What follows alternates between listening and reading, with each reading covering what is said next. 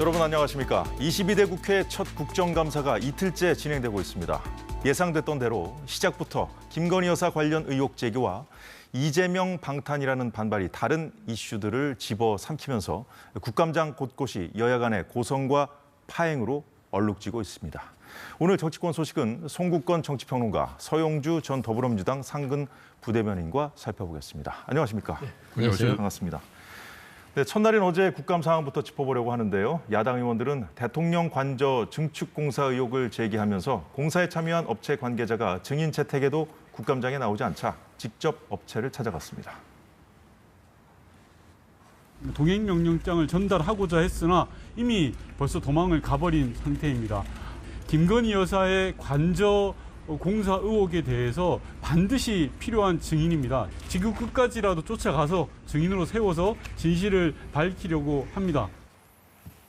예, 민주당은 오늘도 법사위 국감과 교육위 국감의 증인으로 채택된 김영철 검사와 설민신 교수에게 동행 명령장을 발부했는데요. 자, 송국건 평론가께 먼저 여쭤보죠. 참, 일단 야당 의원 13명이 어제 보신 영상에서 그 현장에 찾아갔다고 합니다. 지구 끝까지 쫓아가겠다는 윤건영 의원 발언까지 보셨는데요. 자, 어떻게 보셨나요? 일단 이 동행명령을 집행을 하기 위해서는 국회 직원들이 가거든요. 저희들 가장 먼저 기억나는 것이 그때 박근혜 전 대통령 탄핵 국면에서 국정조사위원장 김성태 위원장이 국회 경위들 쭉 세워놓고 동행명령장을 가서 집행을 하라고 준 적이 있어요. 그런데 그때도 국회의원들이 따라가지는 않았습니다. 국회 직원들만 갔고 그때 최순실 씨나 장시호 씨나 또 그 우병우 그 검사장에 대해서 동행명령장을 발부를 해서 국회 직원들이 가서 그것을 뭐 실패를 하고 돌아오고 이랬는데 이번에는 국회의원들이 쭉 다 갔잖아요. 위원장을 빼고 다 갔어요. 그 이야기는 이제 민주당 의원들이 다 갔는데 그 이야기는 뭐냐면은 이번 국정감사에 임하는 민주당의 목표가 뚜렷한 거예요.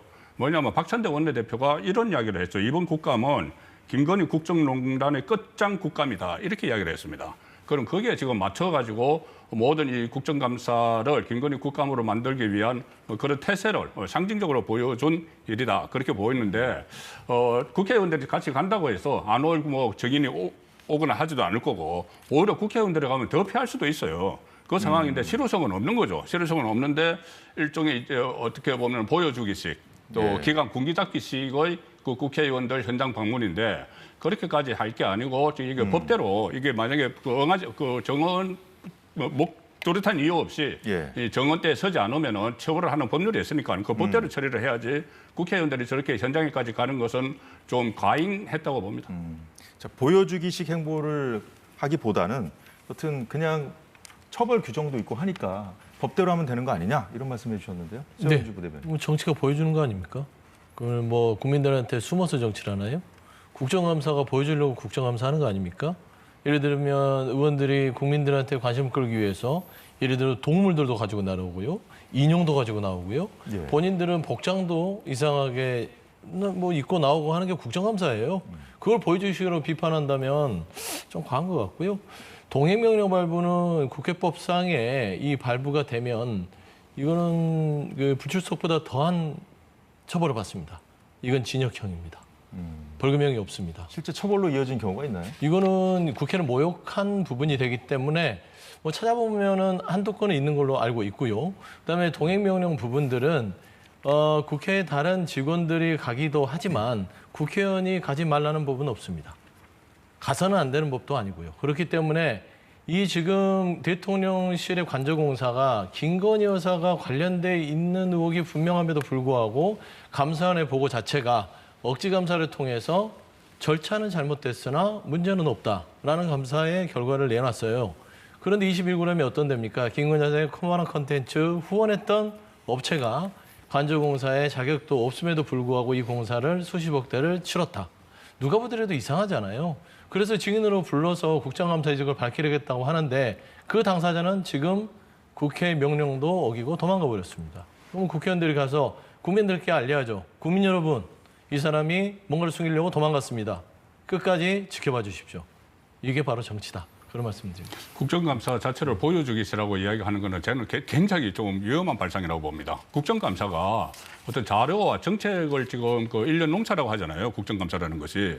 그래서 정말 제대로 국정을 운영하는지 그것을 따져서 데이터를 가지고 이렇게 접근을 해야 되는 것이지 이것을 정치적인 목적을 위해서 국민들에게 보여주기 식으로 그러면 이게 김건희 여사와 관련된 사람들이 안 나오고 있으니까 이거 가서 동행명령을 해야 된다. 그래서 일종의 어떤 정치적 퍼포먼스를 하는 게 국정감사라고 이렇게 인식이 되면 상당히 곤란한 거죠. 이게 뭐 아니면 도식의 설명이신데 어떻게 의원들이 자료와 정책 준비를 안 했겠어요. 그걸 가지고 있으니까 그거를 질의할 증인이 필요한 겁니다. 근데 그 증인이 도망갔어요. 그러면 저희들이 준비한 것들을 말하자면 못 물어보잖아요. 그러면 거기에 퍼포먼스를 가미하는 것이죠. 어떻게 자료와 정책만 가고 의자에 앉아서 하는 것이 정치고 탁상행정이 되겠습니까? 안 되면 나가서 몸으로 보여주는 거. 이게 바로 의정활동 아닌가. 저는 그렇게 생각합니다. 예, 지금 국민의힘이 야당이던 시절에도 뭐 동행명령권 발부하고 뭐 그거 가지고 뭐 공방이 있었던 적이 있었으니까요. 뭐 이번 기회를 빌어서 좀 제도를 보완한다든가 그런 노력도 좀 있으면 좋겠다는 생각이 드는군요. 자, 그리고요. 어제 윤건영 의원 발언 때문에 그런지 모르겠습니다만은 그 행안위 국민의힘 소속 의원들은 또 그 음주운전하다 적발된 문다혜 씨 문제까지 또 거론해서 문재인 전 대통령이 직접 사과해야 된다. 이런 식으로 또 맞불을 놨더라고요. 저는 직접 사과가 필요하다고 봅니다. 왜 그러냐면 문재인 전 대통령이 처음에는 뭐 잊혀진 삶을 살겠다고 해서 그 평산마을로 갔는데 그동안 어떤 현안에 대해서 아무런 입장도 표명하지 않고 정말 그렇게 했으면은 굳이 뭐 딸이 알아서 이렇게 성인이고 하니까 딸이 알아서 그냥 뭐 사과도 하고 법적 처벌도 받으면 된다고 하지만 최근에 여러 가지 활동을 하잖아요. SNS 활동도 하고 본인의 어떤 정치적 입장도 밝힙니다. 바로 5일날 새벽에 문다혜 씨가 그 사고가 났는데 바로 그 전날 4일에 경기도청 갔어요. 경기도청 가서 김동연 도지사와 또 만나기도 하고 지난 총선 때는 또 어떻게 선거 지원 요새도 했죠. 그러면 공개 활동을 지금 하고 있는 겁니다. 하고 있으면은 대통령의 딸이 이렇게 사고가 나서 지금 토요일 새벽부터 지금까지 여러 가지 확인되지 않은 말들도 막 떠돌고 있지 않습니까? 그리고 어떻게 보면은 그 문재인 대통령과 관련된 뇌물죄 수사의 핵심 참고인이죠. 검찰 수사도 앞두고 있는 상황이면은 저는 그 분명히 확실한 그 사과를 표명을 하든지 입장을 국민에게 알려야 된다고 보고 특히 그 전에 문재인 전 대통령이 전직 대통령으로서 뇌물죄 수사를 받고 청와대 관련자 한 20명이 소환이 됐어요. 검찰에 소환이 되고 하는 상황 같으면은 그 상황에서도 문재인 전 대통령 입장을 저는 밝혔어야 된다고 봅니다. 그런 수사가 진행되는 상황에. 예. 그런데 지금 딸 문제로 여러 가지 논란이 지금 사흘째 계속되고 있는데 침묵을 하는 것은 전직 대통령으로서 맞지 않다고 봐요. 서영주 부대변인. 문다혜 씨 문제에 대해서는 음주운전은 무조건 부적절한 행위죠. 근데 이게 뭐 문다혜 씨가 지금 받고 있는 검찰 수사와는 별개 문제입니다. 본인 스스로를 자제하지 못하고 통제하지 못하고 이같이 사회적으로 무리를 일으켰다는 부분에 있어서는 만이 넘은 것으로 알고 있어요. 성인이면 본인이 책임질 부분들은 어떤 공식적인 입장을 밝히는 것인데 일반인이라면 음주운전했다고 해서 무슨 사과를 뭐 공식적으로 밝힐 이유가 없죠. 다만 전직 대통령의 자녀이기 때문에 이 부분에 대해서는 다소 공인으로 입장을 봤을 때는 입장을 밝히는 게 좋겠다. 라고 했을 때는 입장을 밝히고 그게 부족하다고 하면 문재인 전 대통령도 유감 표명을 하는 것도 나쁘지 않습니다. 그렇게 해야만 현직 대통령은 본인의 배우자를 보호하려고 말하자면 사법권 자체를 형해화시키고 있잖아요. 거기에 대비돼서 비판을 하려면 전직 대통령도 자녀는 법 앞에는 잘못했으면 특혜도 예외도 성역도 없다는 걸 보여줘야만 지금 현재의 윤석열 대통령의 이런 사법권의 사유화를 비판할 수 있다. 그런 측면에서는 문다혜 씨가 본인의 입장을 사과에 공식적으로 국민들한테 알리는 게 좋겠다. 저도 그렇게 생각합니다.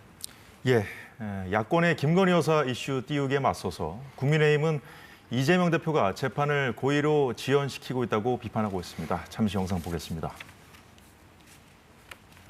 거대 야당의 대표라는 이유만으로 이렇게 재판을 지연시켜도 되는가에 대해서 굉장한 의구심을 가지고 있습니다. 피고인이 내가 원하는 재판부로 가서 재판을 받겠다. 일반 국민들이 생각할 때는 납득하기 어렵다고 생각합니다. 네, 오늘도 이재명 대표는 재판에 출석했는데요. 대장동 배임, 성남FC 뇌물 관련 1심 속행 공판의 모습을 보였습니다. 재판이고 재배당 요청을 왜 하신 겁니까? 이화영 녹취록 관련 국민의힘에서 검찰 추가 고발했는데 어떻게 보십니까? 오늘 유동규 씨 직접 신문하시나요? 네, 송국권 평론가. 네. 대북 송금 재판부 재배당 요청 관련 질문에 이제 답하지 않고 들어가는 모습을 저희가 볼 수 있었는데 이 대북 송금 사건 맡은 재판부는 수원지법이지 않습니까? 그렇습니다. 네. 신진우 부장판사 심리로 열린 그 2차 공판 준비 기일에서 오늘 별도로 있었던 거죠. 지금 본 네, 영상 그렇습니다. 말고 네. 거기서 이제 이재명 대표 측의 재판부 재배당 요청을 사실상 수용하지 않았다고 그러네요.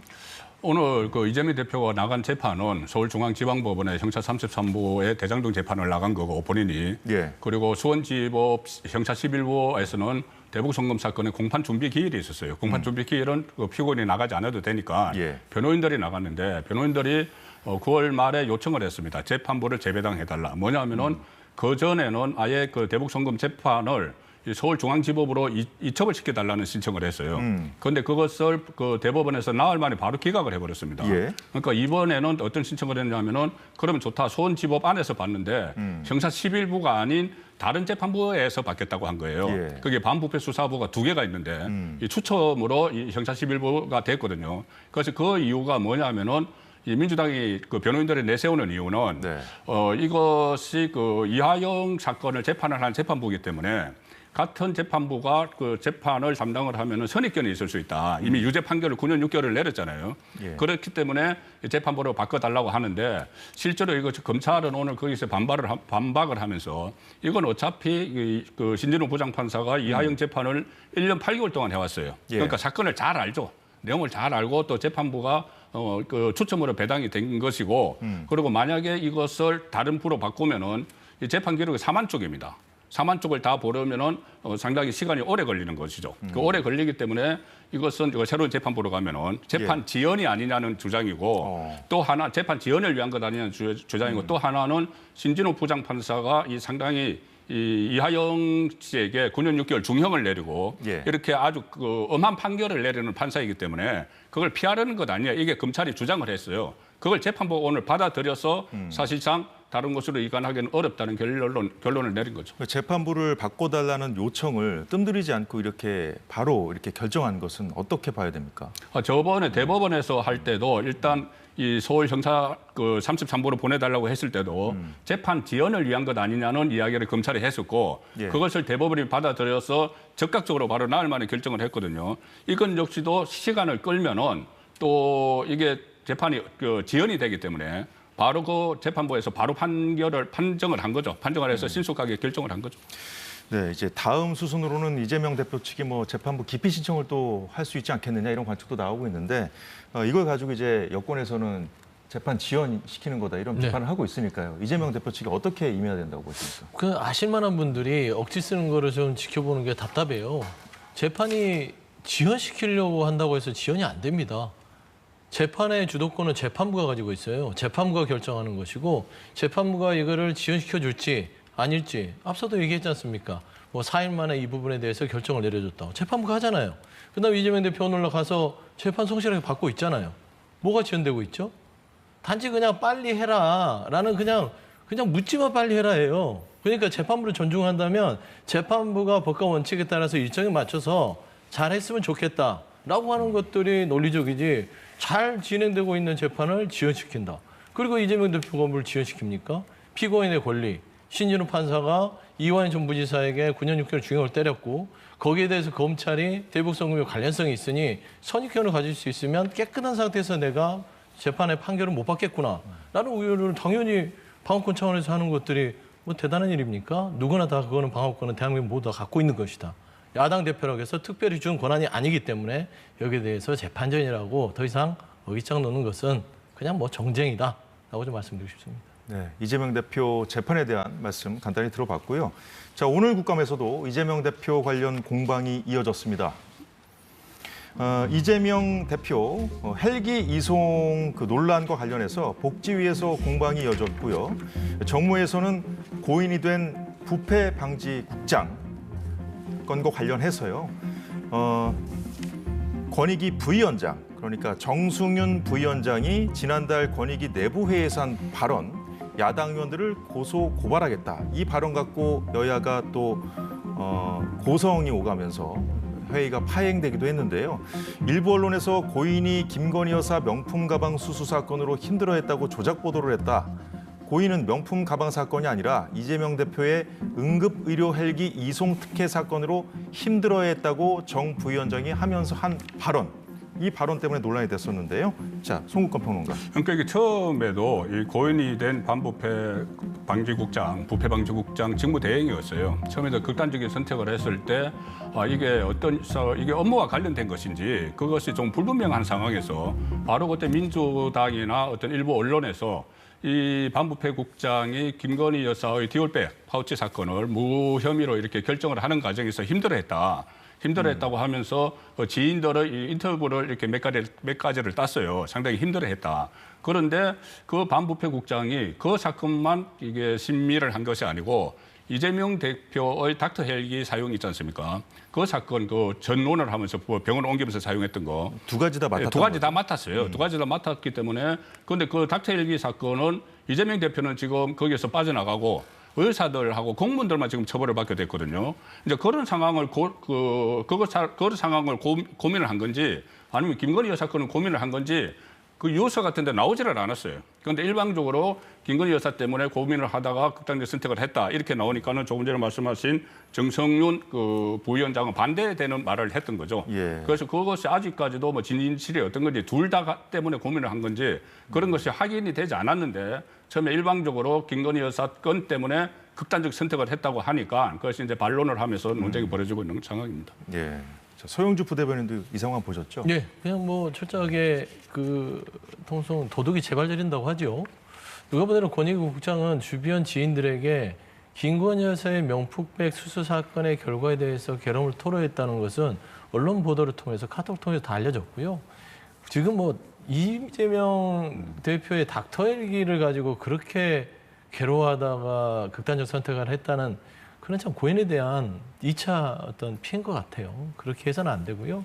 권익위 국장은 반부패에 대해서 자신감을 가지고 자존감을 가지고 어떤 긍지를 가지고 오랫동안 해왔던 분이 명품백 사건을 이렇게 권익위가 오락가락하는 결정을 내리는 가운데서 너무나 자괴감을 느껴서 극단적 선택을 했다고 하는 것들은 일반적 추론이고 사실이기 때문에 일단은 물타기로 이재명 대표를 가져올 수밖에 없는 국민의힘 입장은 이해하나 고인에 대한 두 번째 명예훼손을 하지 않았으면 좋겠다. 좀 그런 말씀 드리고 싶습니다. 예, 국감 관련 공방 이어가 보도록 하겠습니다. 추경호 국민의힘 원내대표 발언 들어볼 건데요. 거대 야당이 국감장에서 탄핵 빌드업을 하고 있다면서 야당의 태도를 지적했습니다.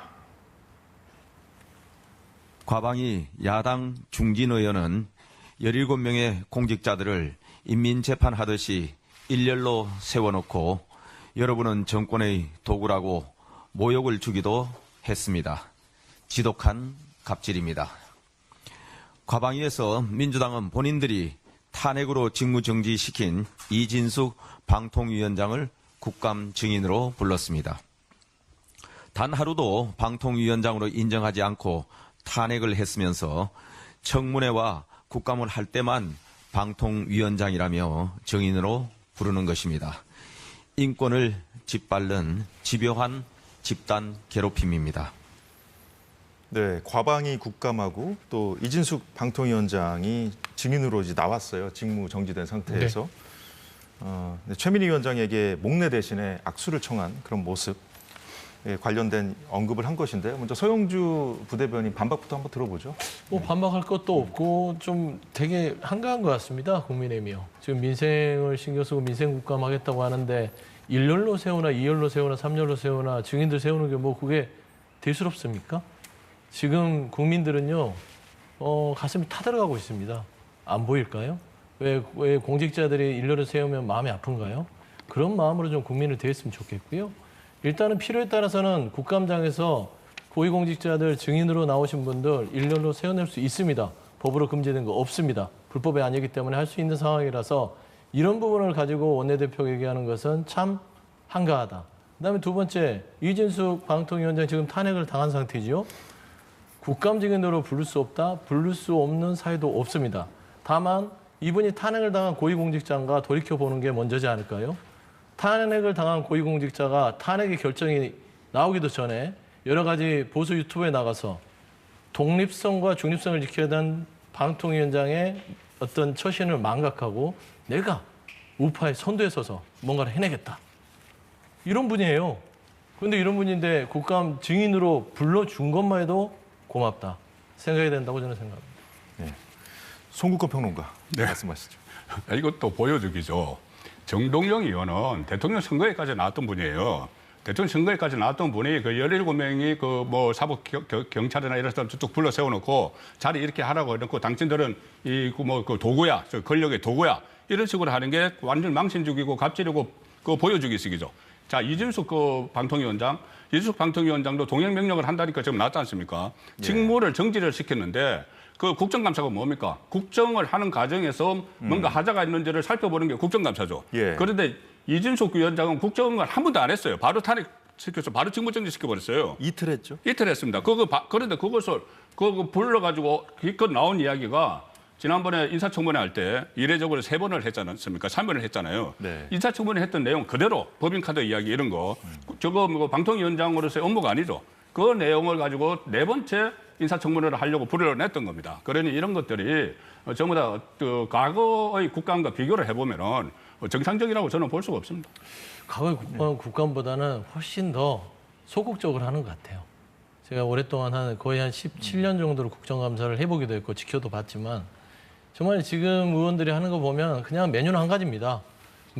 윤석열 대통령 정부의 여러 가지 실정 플러스 김건희 여사 메뉴가 아주 단순하죠. 그렇기 때문에 저런 상황이 벌어질 수밖에 없고요.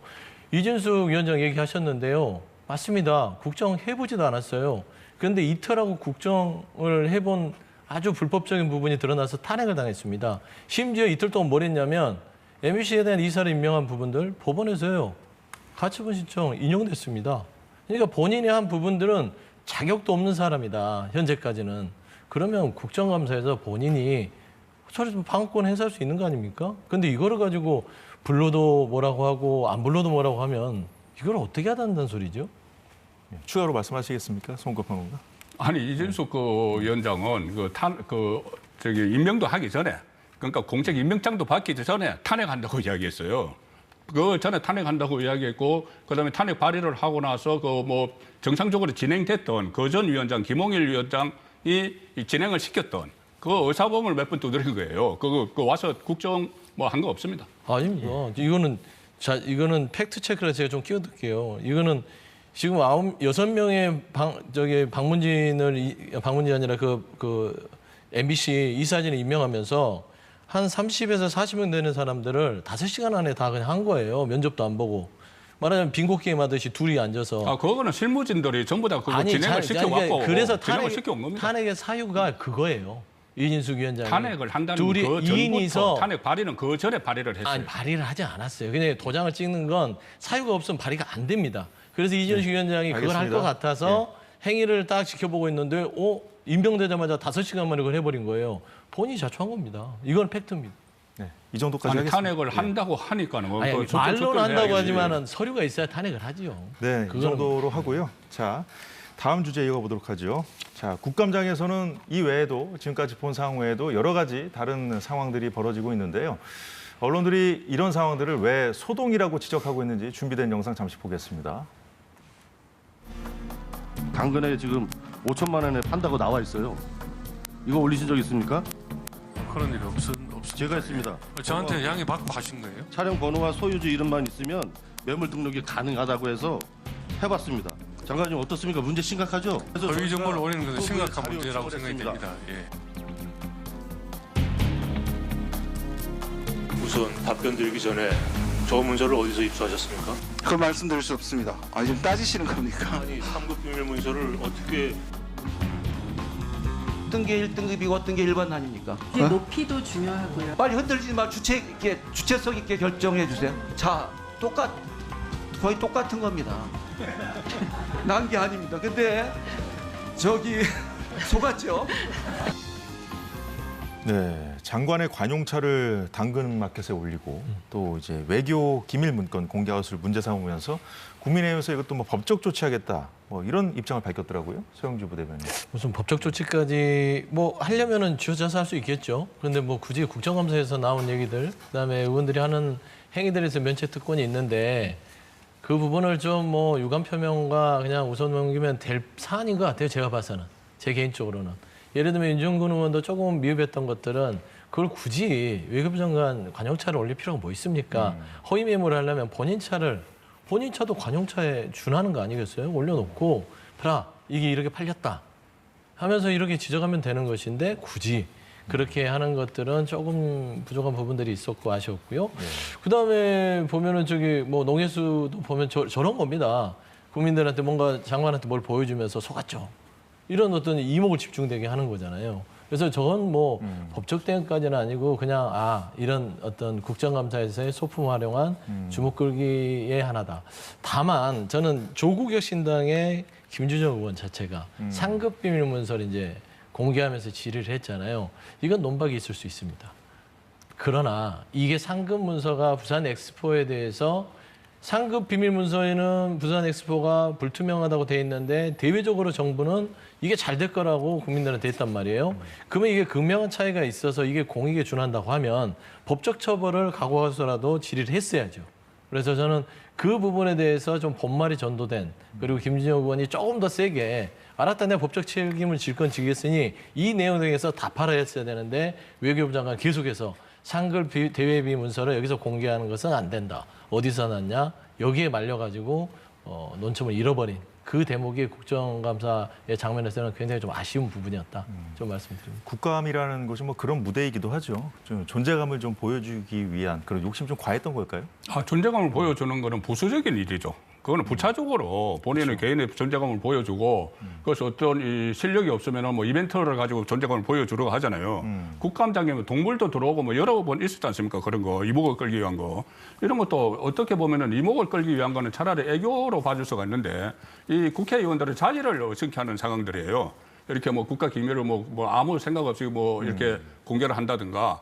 아니면 관용차 이런 것 뭐 올린다든가 하는 것은 기본적인 자질을 의심케 하는 거지. 이것은 뭐 어떻게 뭐 이목을 끌기 위해서 본인이 뭐 했다고 하지만은 그것은 이 기준에 안 맞는 것이죠. 그리고 아무리 이렇게 여러 가지 퍼포먼스를 한다고 해도 이 법적 태도를 내세워야 됩니다.